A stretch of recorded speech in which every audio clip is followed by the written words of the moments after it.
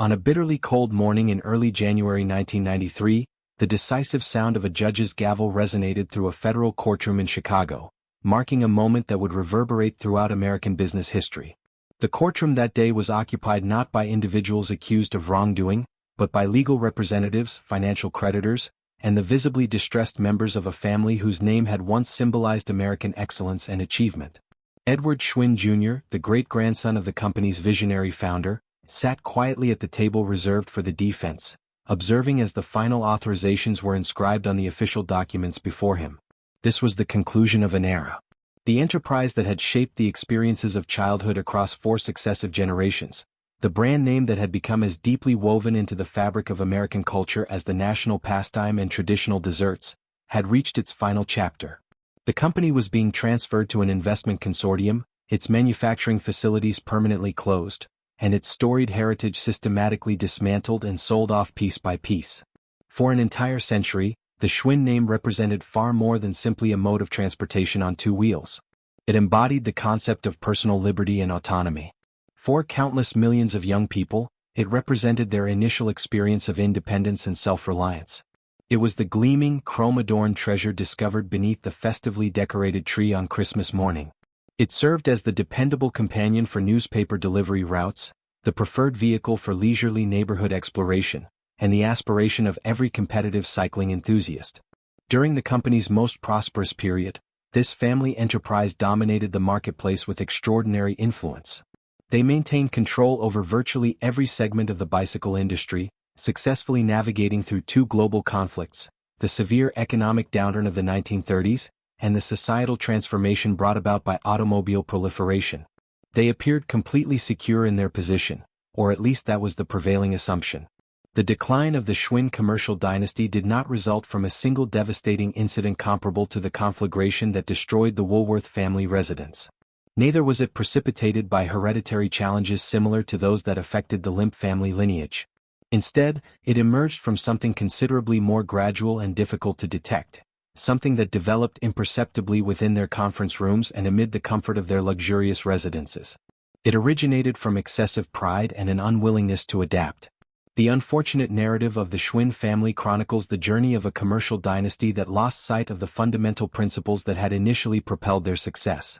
They constructed products engineered to withstand the most extreme conditions imaginable, yet they simultaneously developed an organizational philosophy that proved inflexible when circumstances demanded adjustment and innovation. To comprehend the origins of this ultimately destructive rigidity, we must redirect our attention away from the artificial illumination of the insolvency proceedings and journey backward through time to the industrial landscape of Chicago during the closing years of the 19th century. Ignaz Schwinn made his way to America in 1891, carrying with him little more than his collection of precision tools and a mind filled with innovative mechanical concepts.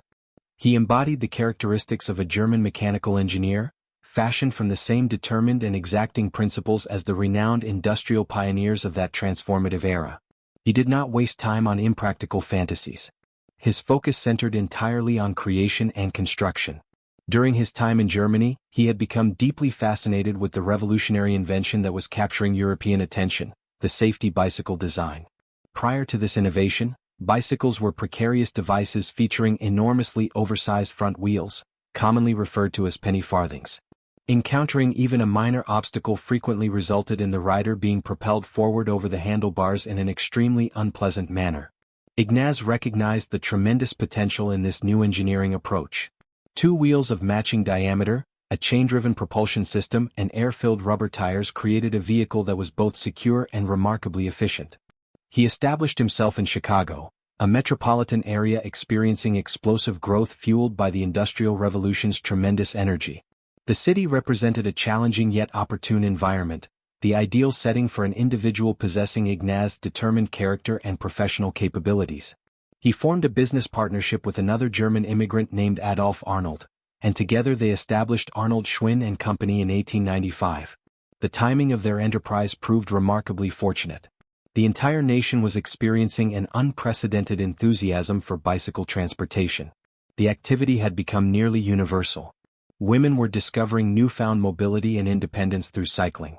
Men engaged in competitive racing. Urban streets teemed with people traveling on bicycles.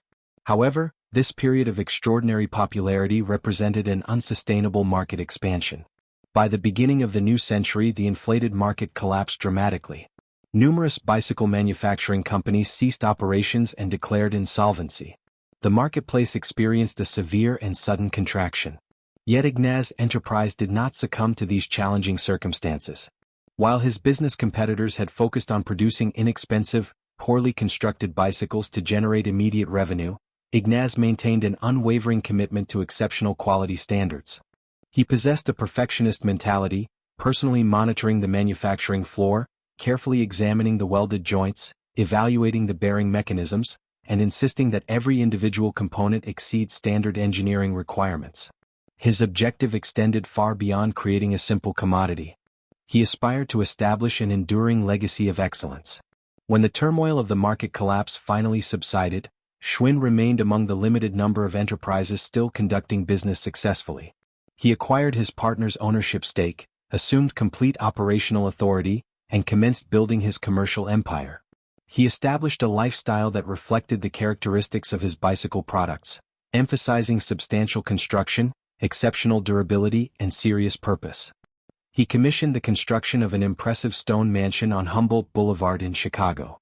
This residence functioned as a stronghold of traditional family values, a location where the principles and customs of European heritage were strictly maintained and enforced.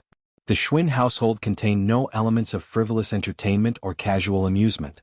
Family meals served as occasions for substantive discussions regarding manufacturing output and the technical properties of steel materials. Ignaz governed his household with the authority and discipline of a military commander. He placed tremendous importance on order and structure. He firmly believed in maintaining clear hierarchical relationships. He was preparing his son Frank to follow in his exact footsteps, molding him into an individual characterized by strength and mechanical expertise. The psychological framework underlying the Schwinn family estate was constructed upon the concept of imperviousness to challenge or difficulty. Ignaz held the conviction that manufacturing the highest quality product would invariably result in marketplace success. He transmitted to his family members a profound, almost spiritual confidence in their inherent superiority. Their work transcended mere bicycle production. They were creating Schwinns, a name that functioned as protective armor, shielding them from the harsh competitive realities of the commercial marketplace.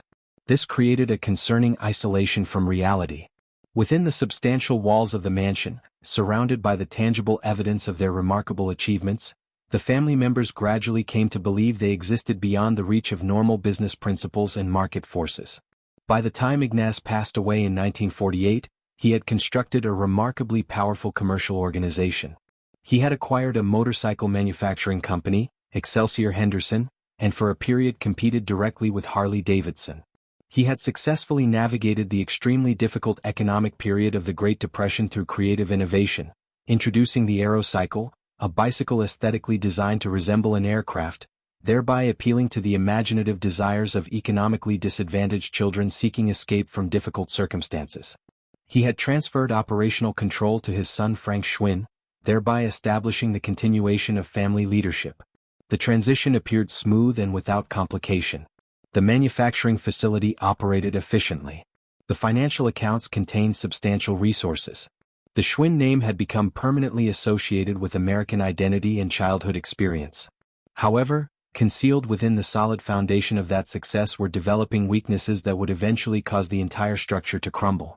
The very characteristics that had generated their remarkable success, including their insistence upon heavy steel construction, their inflexible control systems, and their unwillingness to consider alternative approaches, contained within them the origins of their eventual destruction.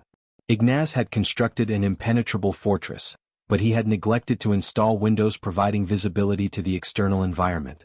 The family concentrated so intensely on the immediate mechanical processes before them that they ceased monitoring the distant horizon. They had achieved the position of industry leaders, yet they failed to notice that the competitive landscape was undergoing fundamental transformation. The business insolvency proceedings in 1993 did not represent a sudden, unexpected occurrence. Rather, it constituted the concluding scene of a prolonged and gradual deterioration that extended across 50 years. It resulted from a family that withdrew increasingly into their self-created mythology, disregarding the numerous warning indicators signaling approaching difficulties. The fractured chain of the Schwinn dynasty serves as an instructive cautionary narrative illustrating the critical distinction between raw strength and the capacity for adaptation. Ignaz successfully demonstrated that global marketplace dominance could be achieved through mechanical expertise and determined vision. However, his successors would ultimately prove that maintaining that dominant position requires additional qualities. It necessitates the humility to acknowledge errors in judgment and the flexibility to modify strategies before challenges become insurmountable. The gavel descended in that Chicago courtroom, bringing closure to a significant era. Yet the lingering influence of the excessive pride that destroyed the company continues to haunt the abandoned manufacturing facilities and the memories of the family members who once enjoyed a position at the pinnacle of their industry. The world that Ignaz encountered upon his arrival in Chicago during 1891 was an environment characterized by industrial smoke, steel production, and unlimited commercial aspiration. The city was recovering from the catastrophic fire that had devastated it 20 years earlier. In place of the destroyed structures, a new form of metropolitan area was emerging. This was a city built on physical labor and determination, where an individual possessing innovative ideas and relentless dedication to hard work could establish a substantial enterprise. Ignaz perfectly embodied those exact characteristics. He was 31 years of age, a German immigrant whose carefully groomed mustache appeared as rigid as wire and whose mind functioned with the precision of Swiss mechanical craftsmanship. He brought with him the exactitude characteristic of European tradition and an intense desire to engineer the perfect machine. He found himself positioned at the center of a social and technological transformation that remains difficult for contemporary observers to fully comprehend. The bicycle enthusiasm of the 1890s transcended casual recreational interest. It represented a cultural phenomenon. For the first time in the entirety of human history, ordinary individuals could traverse significant distances without depending on horse-based transportation. The bicycle functioned as an instrument of liberation. It enabled factory workers to establish residences at considerable distances from the polluted industrial neighborhoods. It provided women with unprecedented independence that genuinely frightened the traditional moral authorities of that period. The consumer demand appeared limitless. Within Chicago alone, dozens of bicycle manufacturing enterprises were appearing with remarkable speed, hastily assembling frames constructed from wood and inexpensive iron materials to capitalize on this extraordinary market opportunity. However, Ignaz did not approach business as a speculative gambler. He functioned as an engineer with rigorous standards. He observed the poorly constructed and potentially hazardous contraptions his competitors were distributing to consumers and experienced a deep sense of professional displeasure. He maintained the conviction that any machine should serve as a reflection of the integrity and skill of its creator. In 1895, he formed a business alliance with a meat processing entrepreneur named Adolf Arnold to establish Arnold Schwinn Company. While Arnold contributed the necessary financial capital, Ignaz provided the essential vision and dedication to quality. He implemented manufacturing standards that were unprecedented during that time period. He insisted upon utilizing the highest grade of steel material available. He refined the welding process to achieve superior results. He personally tested every hub component and spoke element. When the inevitable market collapse arrived just a few years subsequently, the impact proved devastating to the industry. The marketplace had become saturated with inferior quality products. Prices experienced dramatic decline. Bicycle manufacturing companies ceased operations by the hundreds, leaving their factory buildings abandoned and their owners facing financial ruin. Yet amidst this widespread destruction, Schwinn remained steadfast and unmoved.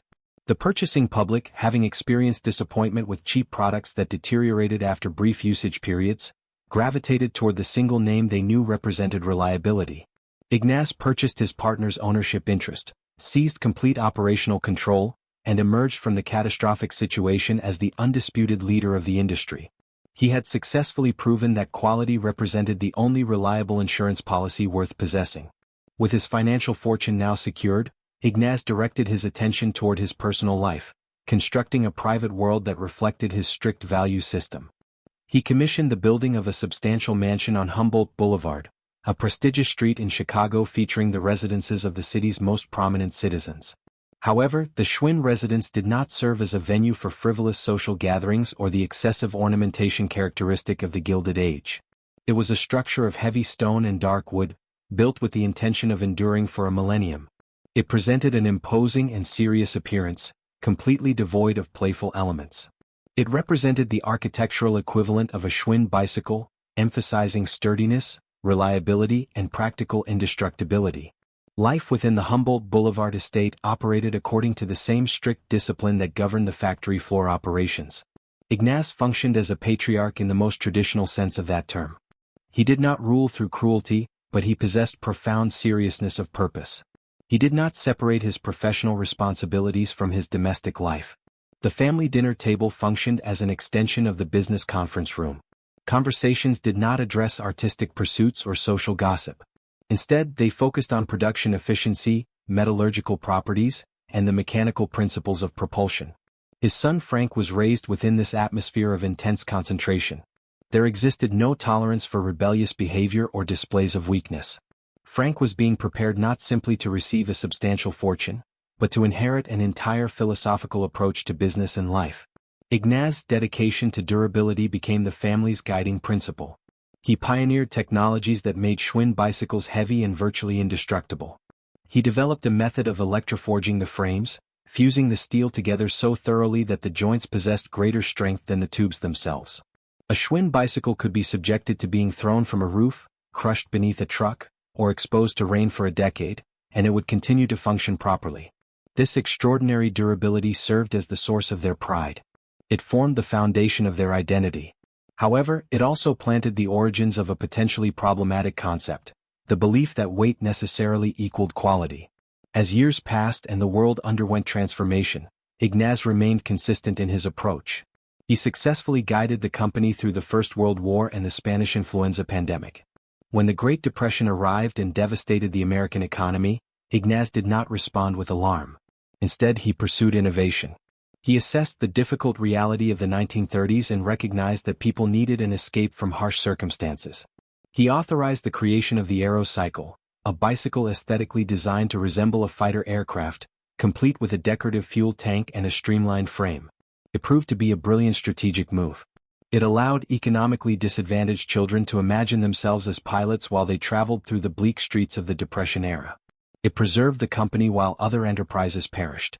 By the time Ignaz had reached advanced age, he had accomplished everything he had set out to achieve. He had built a protective fortress around his family. He had overwhelmed his competition. He had created a brand that commanded universal respect. However, he had also created an isolated ecosystem. The Schwinn estate functioned as an island. The family interacted primarily with other German-American industrialists who shared their values and perspectives. They existed in isolation from the shifting cultural movements. They believed that because they had always been correct in their judgments, they would always be correct. Ignaz died in 1948, transferring the empire to his son Frank. He left behind a company that controlled 50% of the American bicycle market. He left behind a substantial fortune and a name that provided access to every influential circle in Chicago. However, the most significant thing he left behind was a particular way of thinking. He bequeathed to his descendants a heavy, ironclad belief in their own infallibility. He taught them that the Schwinn way represented the only acceptable way. He taught them that lightness was a sign of weakness. And while that philosophy had served the determined German immigrant well in the challenging world of the 19th century, it would prove to be a critically harmful liability in the rapidly evolving modern world that was approaching. The mansion on Humboldt Boulevard remained standing strong, but the foundation was resting on a fault line of excessive pride that was about to shift. The ascent was complete, but reaching the peak would bring with it a blindness that no amount of engineering could cure. With the passing of the determined German founder, the position of leadership transferred to his son Frank W. Schwinn. If Ignaz was the architect who built the fortress, Frank was the emperor who adorned it with gold plating. The 1950s marked the highest point of the American century, and Schwinn was positioned at the crest of that wave. This was the era of elaborate automotive design, the expanding suburban communities, and the unshakable belief that larger was always preferable. In the manufacturing facilities of Chicago, the assembly lines were producing the ultimate expression of this philosophy, the Schwinn Black Phantom. It is impossible to overstate the cultural impact of this machine. It transcended mere functionality as a bicycle. It represented a rolling sculpture of American abundance. It featured a cantilever frame, a chrome decorative tank that contained a battery-powered horn, a Springer fork, white-wall tires, and a genuine leather saddle. It was magnificent. It was also incredibly heavy. A Black Phantom weighed nearly 50 pounds, almost as much as a small motorcycle. To a child in the 1950s, Pedaling one uphill represented a feat of athletic endurance. However, nobody expressed concern about the weight. They cared about the style. They cared about the guarantee. A Schwinn was built to survive the most extreme circumstances. Under Frank's leadership, the family retreated further into a world of insulated luxury. The Schwinn estate and the executive offices became an echo chamber. They were surrounded by individuals who reinforced the idea that the Schwinn way was the only way. The family lived like royalty, convinced that their dominance was a law of nature rather than a temporary market condition. They regarded their competitors with a mixture of sympathy and contempt. They were the premium luxury automobile of bicycles, and they believed that premium luxury would rule the road forever. However, while the Schwinns were polishing their chrome in Chicago, a quiet revolution was beginning across the Atlantic. In Europe, where fuel was expensive and roads were winding, bicycle design had taken a different path. They were not building tanks. They were building greyhounds. They were using lightweight alloy materials, thin tires, and complex gearing systems that allowed a rider to climb hills with ease. These were the 10-speed racing bicycles, machines designed for efficiency rather than durability.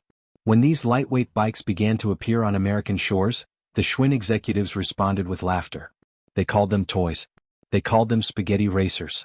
They looked at the thin frames and expressed disdain, convinced that a traditional American boy would destroy such a delicate thing within a week.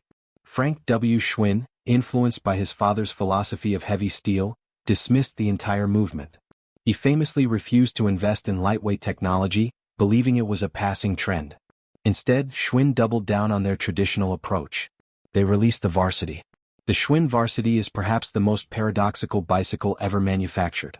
It appeared like a European 10-speed with drop handlebars and derailleur gears, but it was built like a tank.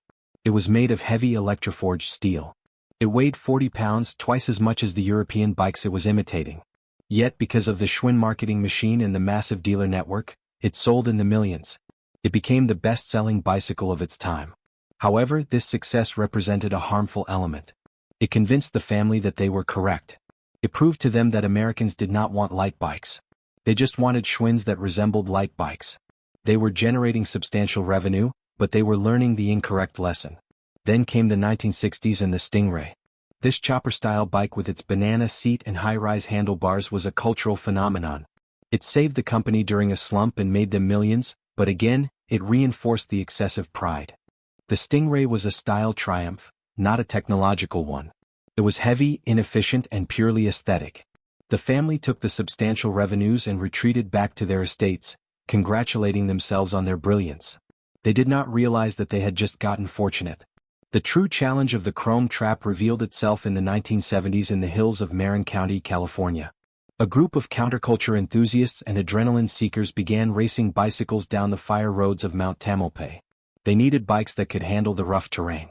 So they went to salvage yards and acquired old pre-war Schwinn Excelsiors, the very bikes Ignaz had built in the 30s.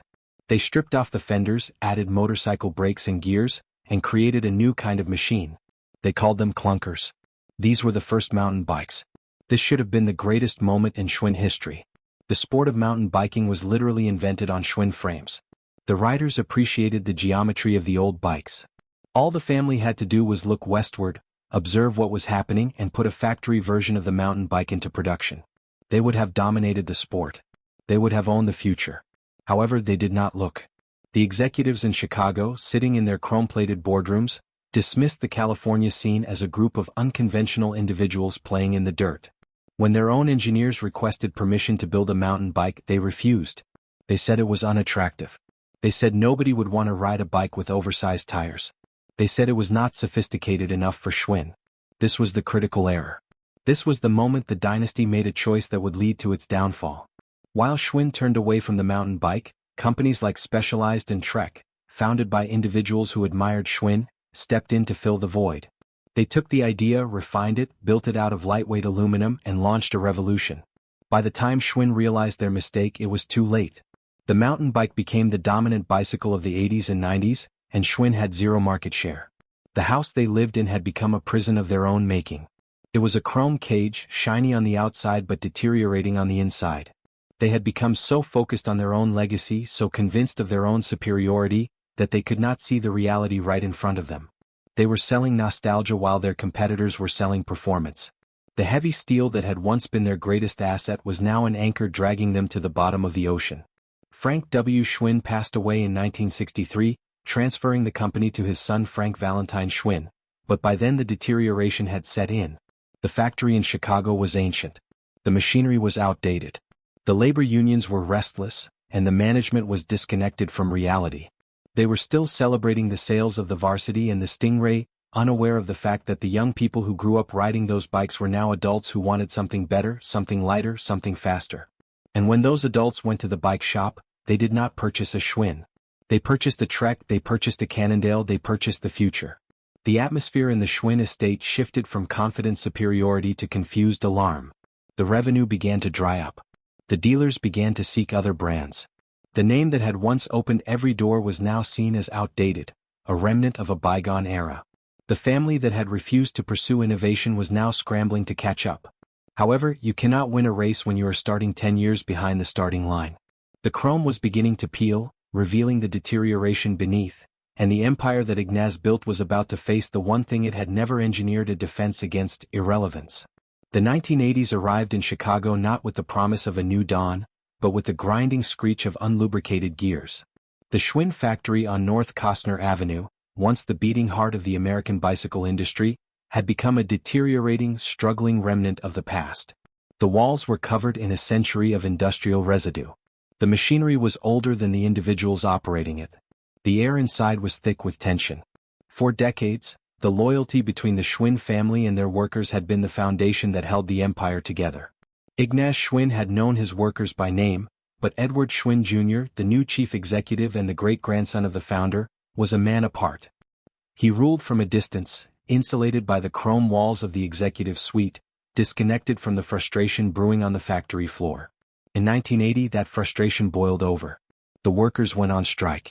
It was an intense, challenging conflict that lasted for months. The picket lines were established and the family, worryingly out of touch with reality, refused to negotiate. They viewed the strike not as an appeal for help from the people who built their fortune, but as an act of betrayal. This was the moment the dynasty severed its last connection to the foundation. In a move of supreme arrogance, they decided they did not need the Chicago factory anymore. They did not need the skilled craftsmen who had spent their lives perfecting the art of the weld. They believed the Schwinn name was strong enough to survive without the Schwinn hands that made it. They made a significant decision that would become a case study in corporate decline. They decided to outsource production. They looked across the Pacific to Taiwan, to a small, relatively unknown manufacturing plant called Giant Bicycles. At the time, Giant was a struggling supplier with no global footprint. The Schwinn executives, approaching the meetings with excessive confidence, offered Giant a partnership. They would provide Giant with the blueprints, the engineering knowledge, and the volume needed to become a world-class manufacturer. In exchange, Giant would build Schwinns for a fraction of the cost of the Chicago workers. It seemed like a brilliant stroke of financial engineering. The revenues increased significantly. The family congratulated themselves. They had resolved the union situation, closed the expensive Chicago plant in 1983, and lowered their overhead costs. However, in their excessive pride, they failed to realize what they had actually done. They had not just hired a contractor. They had trained a competitor. Over the next 5 years, Schwinn taught Giant everything they knew about making high-quality bicycles. They handed over the valuable knowledge of the industry, and Giant, being a quick learner, absorbed it all. By the late 1980s, Giant had become a powerful entity. They realized they did not need Schwinn anymore. They started selling bikes under their own name, using the technology and the expertise that Schwinn had given them willingly. They undercut Schwinn on price. They surpassed Schwinn on quality. The student had become the master, and the master was now hollow. Schwinn had become nothing more than a marketing company with a famous logo. They controlled no factories. They controlled no technology. They were a shell drifting on the currents of a market they no longer influenced. The alarm inside the Schwinn estate was palpable. The family tried to adapt. They frantically attempted to open a new factory in Greenville, Mississippi, hoping to reclaim their manufacturing independence, but it was a challenge. The facility was located in unfavorable conditions. The workforce was untrained. The quality control was non-existent. Bikes were coming off the line with crooked frames and peeling paint. It was an embarrassment. The standard of the world, the company that Ignaz Schwinn had built on the foundation of perfection, was now shipping substandard products. The financial institutions, which had once eagerly provided loans to the family, now circled with concern. The obligations were mounting. The sales were declining rapidly. The mountain bike boom, which Schwinn had ignored, was now a multi-billion-dollar industry dominated by their competitors. The lightweight road bike market was controlled by the Japanese manufacturers. Schwinn had nothing left but nostalgia. And you cannot satisfy financial obligations with memories. In 1992, the unthinkable happened. The company filed for insolvency protection. The news sent shock waves through the country. It was as if a major American corporation had announced they were closing. The idea that Schwinn could experience such difficulty was fundamentally shocking to American sensibilities. However, the financial mathematics was unforgiving. The family, who had lived in the chrome cage for so long, believing they were untouchable, were required to stand in front of a judge and acknowledge they had lost it all. The final scene of the Dynasty played out in that Chicago courtroom in 1993.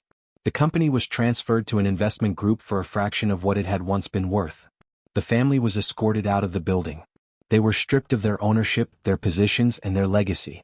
The great-grandson of the founder walked out onto the street, just another citizen in a city his ancestors had helped build. The chain was broken. The aftermath was a slow, gradual fading away. The Schwinn estate on Humboldt Boulevard still stands today. It is a beautiful, heavy stone structure, a reminder of the days when the family built things to last forever. However, the name Schwinn on a bicycle today means something very different than it did 50 years ago. It is now a label controlled by a multinational conglomerate. You find Schwinns in the aisles of big-box department stores, positioned between lawn chairs and inexpensive electronics. They are mass-produced overseas, built by the lowest bidder with plastic parts and lightweight welds. They represent the very opposite of what Ignaz spent his life creating. The challenge of the Schwinn empire is not just a business story. It is a human story about the corrosive nature of success. Ignaz built an empire on the concept of forward motion. He believed that if you stopped pedaling, you fell over. However, his descendants forgot that principle. They thought the momentum of the past would carry them forever. They thought the name on the tank was enough to keep them moving. They retreated into their mansion, surrounded by chrome and comfort, and refused to look at the changing landscape. They overlooked the lightweight racing bikes. They overlooked the mountain bikes. They overlooked the workers. And finally, they overlooked the reality of their own finances. They stood still in a world that was moving at remarkable speed. And gravity did exactly what gravity always does. It pulled them down. The estate remains as a monument to the determined German founder, but the essence of the machine is gone, left to deteriorate in the changing world. The empire did not explode dramatically. It just slowly, quietly, and unfortunately ceased to be relevant, leaving behind only the memory of a journey that once belonged to everyone.